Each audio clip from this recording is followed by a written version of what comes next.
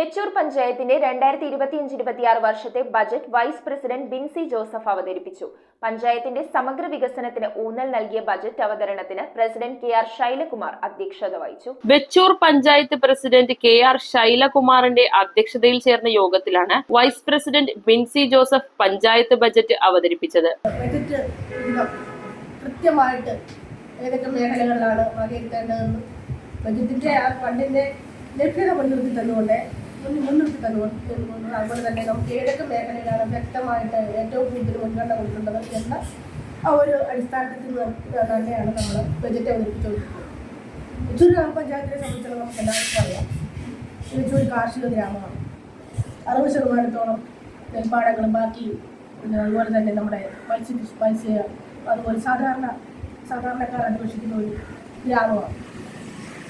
മറ്റു മേഖലകളിൽ തപ്പുണ്ടെങ്കിൽ നമ്മൾ അതിസമ്പന്നരല്ലാത്ത തികച്ചും ദരിദ്രാവസ്ഥയിലോ അല്ലെങ്കിൽ അതിന് മേലോ കുറച്ചു പേരൊക്കെ സമ്പന്നരും മറ്റുള്ളവരൊക്കെ സാധാരണ നിലയിലൊക്കെ കഴിയുന്നവരുമാണ്.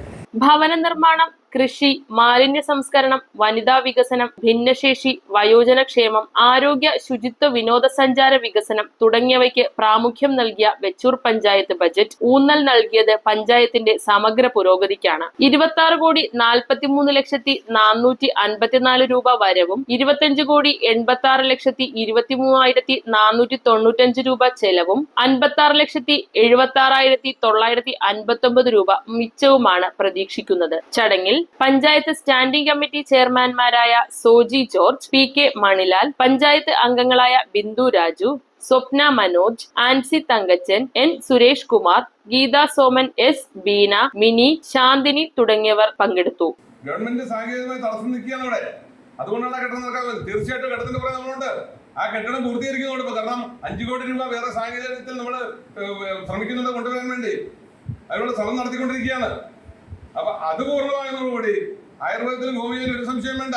ഈ പഞ്ചായത്ത് ഓഫീസ് ഫ്രീ ആകുകയാണ്. ഇവിടെ ആയുർവേദ ഹോമിയോയും ഇവിടെ പ്രവർത്തിക്കാൻ സാധിക്കും നമുക്ക്. അതുകൊണ്ടാണ് ടർഫിന് വേണ്ടി, ഭൂമി ഒരുക്കലിന് വേണ്ടി 2 ലക്ഷം രൂപ നമ്മൾ അടിസ്ഥാനപരമായി ഇവിടെ വെച്ചിരിക്കുന്നത്. കുട്ടികൾക്ക് വേണ്ടി നമ്മുടെ ബാവുച്ചുരക്കാട് നമുക്ക് സൗജന്യമായി തന്ന സ്ഥലത്ത് ടർഫ് നിർമ്മാണം നമ്മൾ ആലോചിക്കുന്നത്. പല പഞ്ചായത്തും നമ്മൾ ചർച്ച ചെയ്തിട്ടുള്ളതാണ്. അതാണ് നമ്മുടെ ഉദ്ദേശ വിഷയം. News bureau, Vaikom.